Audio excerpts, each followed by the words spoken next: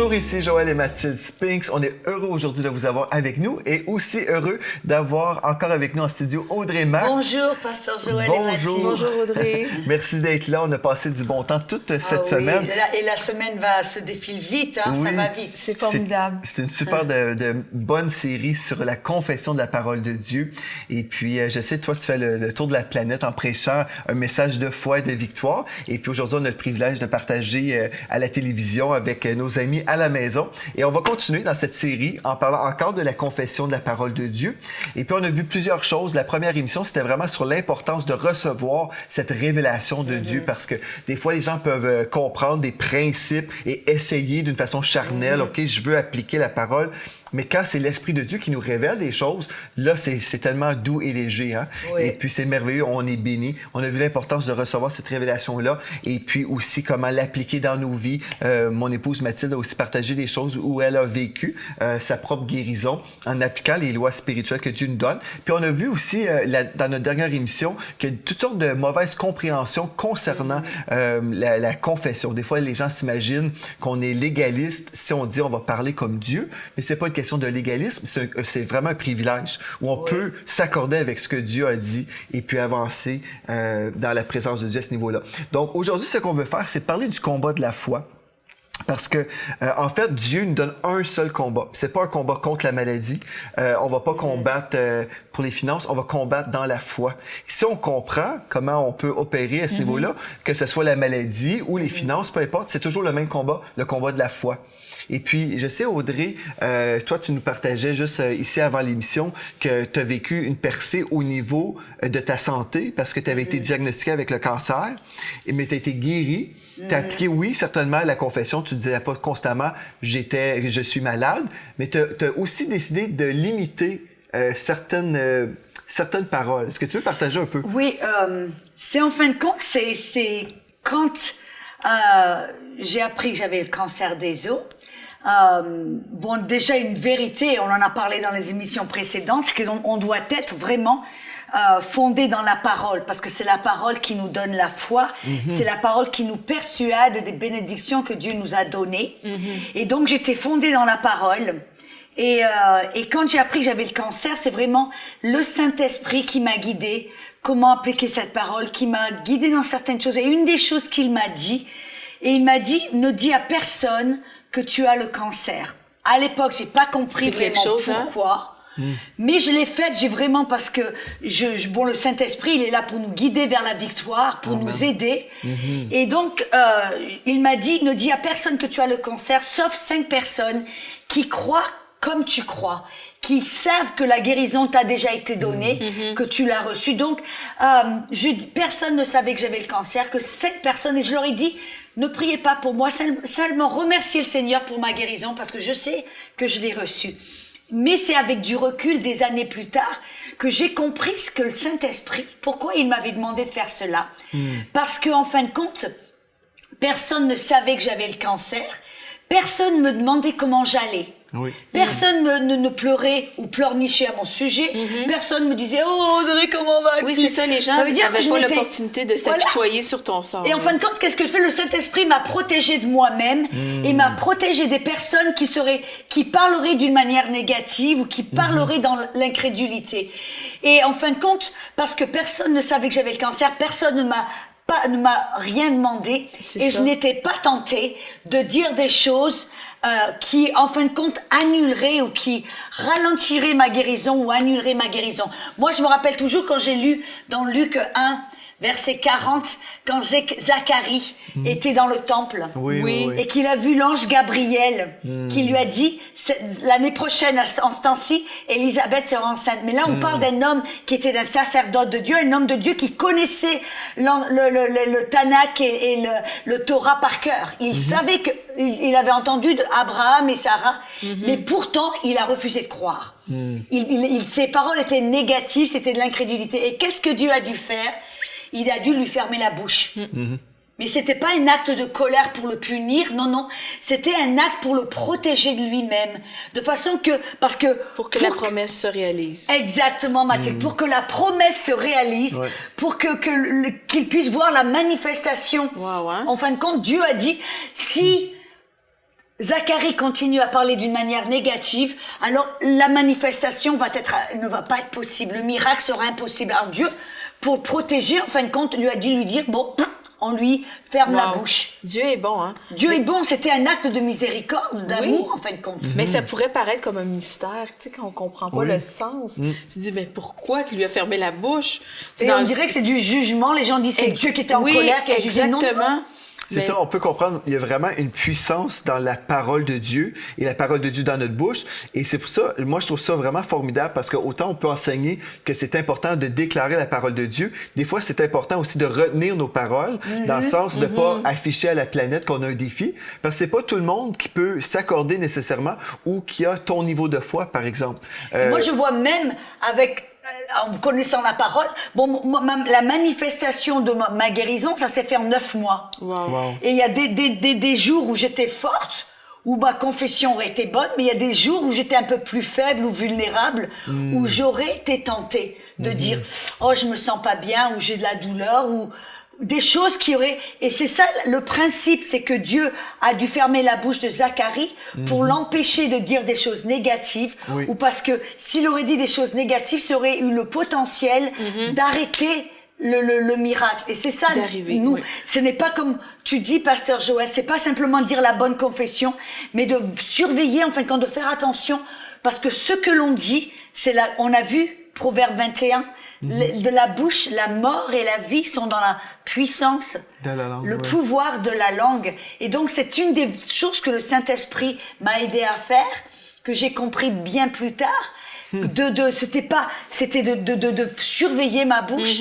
Et c'est pour ça que c'est très important de se protéger, que des gens qui sont autour de nous, amen, que ce soit aussi, si par exemple quelqu'un a un combat avec la maladie, faites attention de qui vous êtes entouré. Des personnes vraiment de foi quand c'est... Ça me fait penser même au récit de Jéricho. Hein? Je ne sais pas si vous avez remarqué ça, mais pendant les journées où il devait tourner autour de la muraille, les instructions, c'est que vous ne dites rien. Parce que peut-être les gens auraient dit, mais qu'est-ce que ça donne? Pourquoi on fait ça? C'est vrai, en fin de compte. C'est Dieu aussi les a protégés de eux-mêmes. Oui, c'est spécial. Hein? C'est merveilleux. C'est dans le même principe. Oui, ben Dieu est tellement bon. Il est rempli d'amour. Hein? Il veut notre bien. Mais c'est ça fait que si on comprend, il y a un combat de la foi. Et toi, le combat de la foi, c'était pour la guérison. Et puis Dieu t'a donné une stratégie. Limite cette information. Ne divulgue pas à trop de personnes. Parce que justement, je me souviens, quand ma belle-sœur était hospitalisée, j'avais dit à mon épouse, on va mettre une affiche sur la porte de la chambre d'hôpital pour protéger notre belle-sœur des gens, des chrétiens en fait. qui sont de bonnes personnes, qui aiment Dieu. Ils ont des bonnes intentions, mais des fois sont remplis de traditions. Et Jésus a dit que vous annulez la parole par votre tradition. Donc si nous on prie pour la guérison de la personne, et puis les gens, comme on peut ouvrir une carte, et puis bien toute chose concourt à ton bien, et si Dieu l'a permis, c'est parce qu'il t'aime. Et puis les gens des fois retrouvent un réconfort. Sois forte aussi. au travers de l'épreuve, elle va te purifier. Quand on sait que Dieu est infiniment bon, puis que tout ce qui vient de lui est parfait, est bon, agréable, eh bien, on sait que vraiment, puis qu'est-ce qui vole, qui égorge, qui détruit, vient du diable. Mais on sait que quand on s'appuie sur sa parole, on va récolter les bonnes choses qui viennent de son cœur, et puis on va pouvoir en voir la manifestation. Mais c'est certain, il faut peut-être limiter les confessions négatives qu'on peut avoir. Et je suis persuadée qu'il y a pas mal de personnes qui n'ont pas compris ou qui l'ont mal pris. Quand tu as mis J'ai pas eu trop de commentaires à ce niveau-là. Peut-être en privé. Des fois, les gens parlent en privé. Mais quand on comprend, c'est qu'il y a un combat spirituel et Dieu est pour nous. Dieu est pour nous, le diable est contre nous. J'enseignais à mes filles, on enseignait ensemble à nos filles depuis qu'ils sont au monde. Là, on a dit, ceux qui viennent nous voler, nous égorger, nous détruire, ça vient du diable, mais Jésus est venu pour nous donner la vie et la vie en abondance. Donc mes enfants, nos enfants comprennent que Dieu est bon et le diable est méchant. Mais il y a plusieurs chrétiens qui s'imaginent que notre bon Dieu est méchant des fois. À l'occasion, Dieu se réveille de mauvaise humeur et puis peut-être pour nous corriger, il va nous frapper d'un cancer. Comme, il travaille en partenariat avec le diable. Oui, c'est ça, ils sont comme des associés finalement. Oui, associés. Mais c'est malheureux parce qu'il y a un texte que j'aime dans la parole, dans Ésaïe 54 et le verset 13. Je vais lire un peu de versets ici, juste pour discerner. Donc, aujourd'hui, on peut comprendre que oui, on a un combat spirituel et oui, la confession de la parole en fait partie. Ça peut jouer contre nous comme ça peut être une bénédiction pour nous si on peut vraiment s'accorder avec ce que Dieu dit à notre sujet. Mais dans Ésaïe 54, verset 13, ça dit « Tous tes fils seront disciples de l'Éternel et grande sera la prospérité de tes fils. Tu seras affermi par la justice. Bannis l'inquiétude, car tu n'as rien à craindre, et la frayeur, car elle n'approchera pas de toi. Si l'on forme des complots, cela ne viendra pas de moi. » Moi, j'aime ça. « Quiconque se liguera contre toi tombera sous ton pouvoir. » Et là, au verset 17, « Toute arme forgée contre toi sera sans effet, et toute langue qui s'élève en justice contre toi, tu la condamneras. Tel est l'héritage des serviteurs de l'Éternel. Tel est le salut ou la délivrance qui leur viendra de moi, dit l'Éternel. » Donc, Dieu n'est pas celui qui est en train de faire des complots pour nous détruire. C'est le diable. Et puis, Dieu nous dit ici que justement, il veut notre bien. En gros, c'est ça. C'est notre héritage. On peut annuler et condamner les mauvaises paroles. Tu sais ce que je vois là? Que très souvent, il y a il y a une liaison là avec les paroles. Il dit « Toute arme forgée contre toi sera sans effet, toute langue qui s'élève en jugement, dans la Darby, c'est en jugement contre toi, tu la condamneras. » C'est la même chose, des armes qui sont forgées contre toi, comment elles se forment? Au travers de paroles. Comme tu as dit, Pasteur Joël, les paroles qui sont déclarées, parlées, c'est des vases. Oui. C'est des récipients qui transportent la mort ou la vie. Et très souvent, des paroles qui sont déclarées, et des fois, c'est même pas seulement les paroles que l'on parle, c'est les paroles qui sont prononcées à ton sujet, qui te sont prononcées ou prononcées à ton sujet. Si tu ne les condamnes pas, tu ne les annules pas, elles deviennent une arme forgée contre toi. Moi, je me rappelle par exemple un témoignage super puissant d'un monsieur qui avait entendu ce message. J'enseignais un message vraiment sur l'autre autorité, les paroles que l'on déclare. Et donc, ce monsieur avait entendu parler de l'importance de ne pas accepter la maladie et de s'élever contre la maladie et d'annuler les paroles qui sont prononcées, comme par exemple des fois les docteurs qui font leur boulot, qui vont vous donner le diagnostic. Mais ce monsieur-là, Dieu lui avait donné une parole qu'il allait avoir, il avait 3 enfants déjà, il a dit, je te donne un 4e enfant. Cet enfant, et donc sa femme était enceinte, ils sont allés chez le docteur, et la docteur lui a dit, madame, je n'ai jamais vu un enfant avec de tels signes, votre enfant est trisomique. Et il a tous les symptômes de cette... Et ce monsieur, en fin de compte, parce qu'il avait connu la vérité, il a vu que cette parole, il avait un choix, où il allait l'accepter, d'accord, ou alors il s'élevait contre cette parole, il annulait cette parole, et afin que cette parole ne devienne pas une arme forgée contre eux. Et c'est ce qu'il a fait, en fin de compte.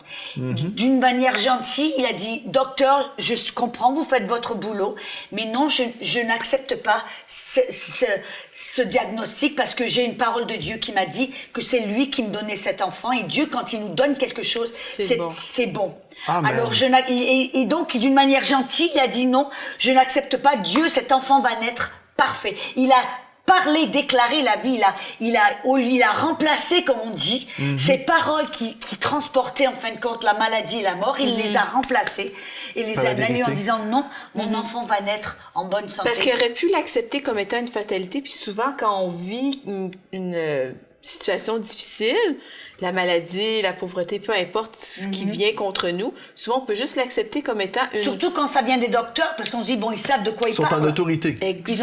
Exactement. Mais c'est vraiment comme on a parlé tout au long de la semaine, quand on connaît quelle est la volonté de Dieu, quand on connaît ses promesses, eh bien, on peut parler immédiatement de l'abondance de notre cœur et puis renverser ces paroles-là et pas de les accepter comme étant une fatalité. Et je crois souvent c'est ça qui vient envahir les chrétiens, qui vient envahir les gens, c'est vraiment de juste accepter ce qui est dit tel quel. Et ce que Pasteur Joël, tu disais, on a ce privilège. Oui. Parce que la plupart des gens, quand ils voient quelqu'un comme toi, vous et moi, qu'on s'élève. Oui. Comme David, quand il s'est élevé contre le géant, les gens l'ont regardé, on dit, mais il est arrogant, il est plein d'arrogance. Oui. Ils nous regardent, parce que quand on connaît nos privilèges, nos C'est droits, ça. et qu'on s'élève, on déclare quelque chose qui est contraire à ce que l'on voit, les gens perçoivent ça comme de l'arrogance, quand vraiment non. On est simplement en train de parler, d'exercer notre autorité, et de parler comme Dieu parle. Parler avec ça. assurance. On agit comme des citoyens du royaume des dieux. Amen. C'est vrai. Parce que c'est vrai ce que tu dis, parce que des fois, les gens, c'est une réalité. Parce que si on s'accorde avec Dieu et on dit ça, c'est mon héritage, je crois, je reçois, par la foi, je le déclare, les gens qui ne comprennent pas ce qu'on fait nous voient comme arrogants. Oui. Mais c'est malheureux, mais il faut pas avoir l'attitude arrogante. Non. Mais si on veut juste... C'est de l'assurance. En Oui, fait, c'est c'est de l'assurance différent, dans la exactement. parole de Dieu. Puis en même temps, c'est d'être humble, de croire Dieu avant notre Je propre crois. opinion. C'est un signe d'humilité que de se soumettre à la parole de Dieu Et au non. lieu de se soumettre à ce que l'on voit et ce que l'on ressent. Et je me souviens, quand on venait de se marier, pas longtemps après notre mariage, il y a une femme de pasteur qui t'avait déclaré des paroles en privé. Moi, je n'étais pas là. Mais Mathilde arrive dans l'auto et puis elle dit en anglais « I rebuke that in Jesus' name ». Je sais pas Je trop. réprimande, je réprimande chasse, ça, Je chasse cette parole, mais parole. raconte qu'est-ce qui s'était passé. C'est que la femme de pasteur a vécu, elle et son mari ont vécu avec leurs enfants des années vraiment toujours difficiles dans le ministère. Puis elle a dit, toi et Joël, vous allez dans le ministère, donc préparez-vous, vous allez être pauvres toute votre vie. Mais vraiment, je Vous allez dis, être pauvres. vous allez être pauvres, vraiment qui pauvres. s'élève contre toi. Et bon, j'ai juste été polie, j'ai fait un sourire et bon, en fait, j'ai pas... T'as resté poli avec je suis elle. restée polie, tout à fait. J'ai rien dit à ce moment-là, mais quand je suis rentrée dans l'auto. Mais en fait, aussi, j'aurais pu prendre ça et me laisser agripper par la peur. Souvent, c'est une déclaration négative comme celle-là, j'aurais vraiment pu me l'approprier. Les diagnostics négatifs qu'on m'a posés différentes fois sur ma vie, j'ai appris aussi que la peur, c'est totalement le contraire de la foi. Et dans le fond, la peur va venir annuler C'est ça. la foi. C'est ça.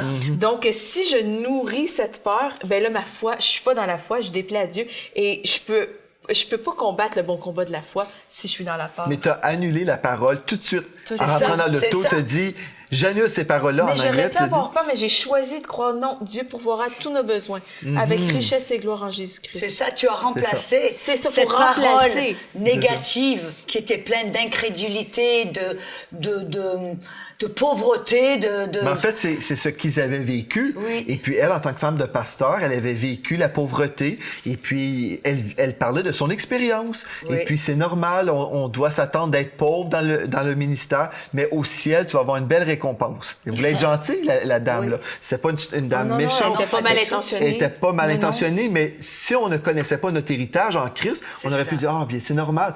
En fait, quand on a démarré l'Église, on a été dans le surplus.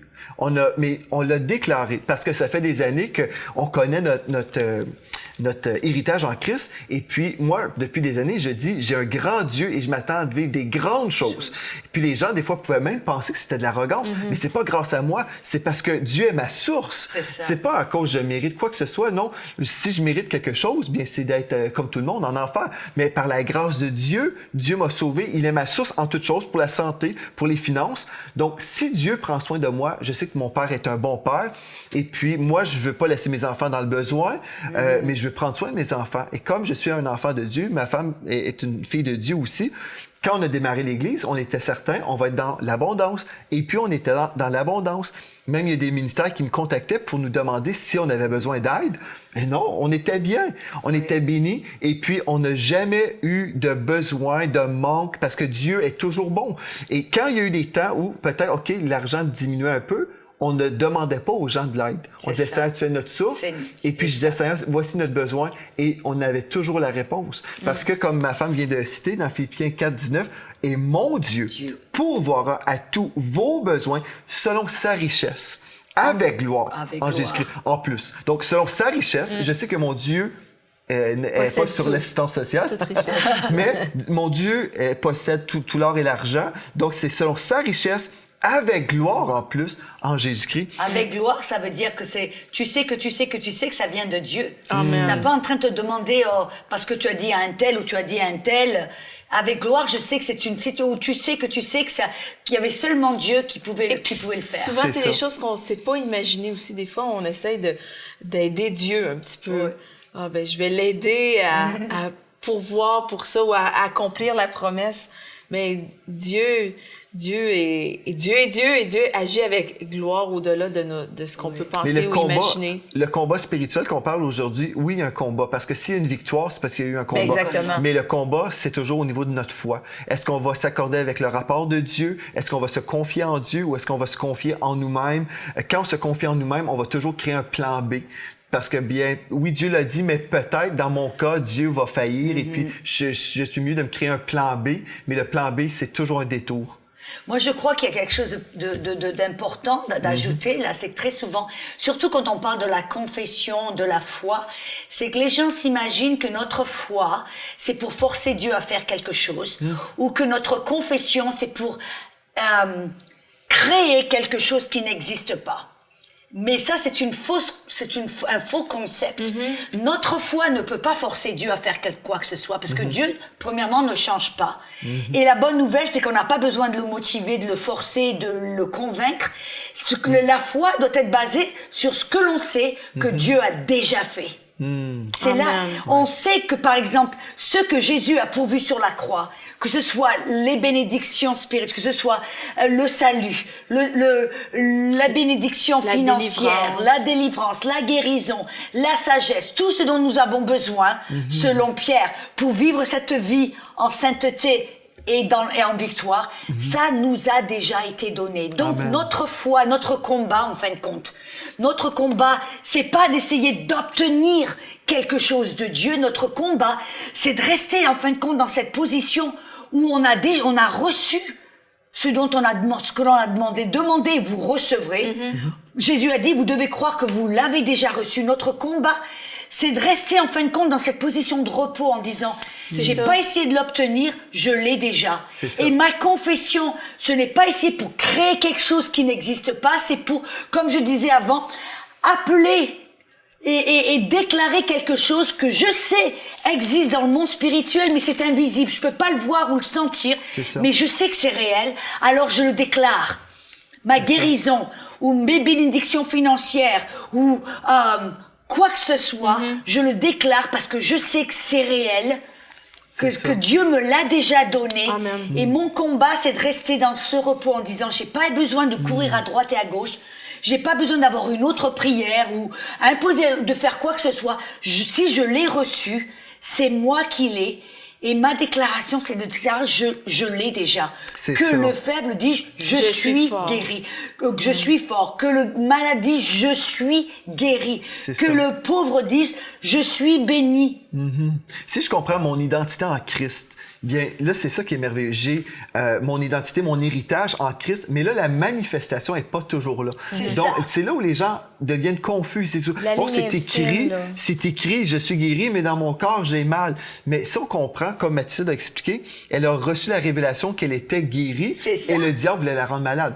Donc, dans Marc 11, 24, ça dit, c'est pourquoi je vous dis, tout ce que vous demanderez en priant, croyez que vous l'avez reçu. Et vous le verrez s'accomplir. Mais c'est à quel moment, une fois qu'on voit la manifestation? Non, ça dit en priant. Croyez que vous l'avez reçu. Donc, quand je prie, je dis, Seigneur, je reçois maintenant ma provision. C'est comme quand on avait des besoins financiers au tout début de l'Église, quand on a démarré. Seigneur, on a besoin de tel montant. L'argent arrivait. On demandait à Dieu, on demandait pas aux gens. Et même une fois, je me souviens, j'ai fait l'offrande, comme on fait chaque dimanche. Et je me souviens, j'ai dit au tout début, j'ai dit, même s'il y a personne ici qui veut semer dans l'Église, j'ai dit, c'est correct. J'ai dit, parce que mon Dieu pourvoira à tous nos besoins. Son sa richesse avec gloire, il est notre source. Et il y a des gens qui ont trouvé que j'étais arrogant, se sont levés et puis ils ont quitté l'Église parce qu'ils ont dit... Non, ils ont mal interprété. Ils ont dit, mais il n'y a pas besoin de nous, c'est un arrogant. Mais c'était pas parce que j'étais arrogant, c'est parce que je voulais simplement leur dire, la pression n'est pas sur vous, la pression est sur notre Dieu. Parce que c'est vers lui qu'on se tourne. Il est notre source. Et puis, ça nous dégage. C'est là où on peut entrer dans un repos. Oui, exactement. C'est important, c'est ça, savoir que le combat, le combat de la foi, mais sachant que la victoire est déjà accomplie, on peut se reposer. Ça, tu avais déjà prêché ça. C'est ce que Hébreux 4, Hébreux 4, 3, ceux qui sont dans la foi sont dans le repos, se reposent. Hébreux 4, 9, c'est intéressant, dans Hébreux 4, 9, au verset 11, il dit que ceux qui croient rentrent dans le repos, car il y a un repos pour les enfants de Dieu. Il dit, c'est merveilleux. efforçons-nous D'entrer. Efforçons-nous, ça montre de la force, du combat. Efforçons-nous de rester dans le repos. C'est drôle d'être en train de forcer On dirait en se reposant. Oui, une c'est contradiction, ça, oui. mais notre combat ou nos efforts, c'est de rester dans le repos. Et pourquoi? Parce qu'on sait que l'on sait que on l'a déjà reçu. Et Jésus, il dit, l'homme ne peut rien recevoir si ça ne lui a pas déjà été donné. Et pourquoi est-ce que Jésus a dit, croyez que vous l'avez reçu temps passé? Parce qu'il sait que en Christ, comme tu dis, Pasteur Joël, on a un héritage. En Christ, on l'a déjà, ça a déjà été donné. C'est pas une question, est-ce que Dieu va me guérir, ou est-ce que Dieu va me donner, ou est-ce que Dieu va me donner l'argent que j'ai pour payer mes factures, ou est-ce que Dieu va faire ceci ou faire cela. Non, la question est, est-ce que je vais recevoir? Parce qu'on sait que, en ce qui concerne Dieu, il l'a déjà donné. C'est ça. Donc, on peut se reposer dans ses promesses. Et c'est pour ça que la vie chrétienne, c'est plus facile comme ça. Parce qu'imaginez se promener avec, plein de fardeaux qui nous écrasent. C'est pour ça qu'il y a des chrétiens qu'on voit parfois, on dirait, ces gens-là ont été baptisés dans de l'eau de citron, je sais pas trop, du vinaigre. Du vinaigre. C'est comme, ils sont tellement malheureux. Mais quand on réalise vraiment Dieu est notre source, il m'a fait des promesses, je les reçois, ils m'appartiennent, elles m'appartiennent, ces promesses-là. Et puis j'avance dans la paix. Et puis je me souviens, des fois, il y a eu des moments où, à l'église, par exemple, je parle de finances, où les finances ont diminué pendant un bout de temps. Et puis, il y avait des personnes qui me disaient, OK, pasteur, là, on voit que ça diminue. Je dis, ah bien, j'ai dit, je me repose autant parce que j'ai dit, le moment que je dois désobéir à la parole de Dieu qui me dit, ne vous inquiétez de rien. Exactement. J'ai dit, c'est le jour où j'arrête d'être pasteur. J'ai dit, parce que si je dois commencer à m'inquiéter, j'ai dit, c'est à Dieu, l'église, là. C'est pas mon église, c'est l'église à Jésus. C'est Dieu qui paye les factures, donc. C'est ça. Donc, si Dieu paye les factures, je peux me reposer là-dedans. Ben, et puis, Dieu a toujours entrepris.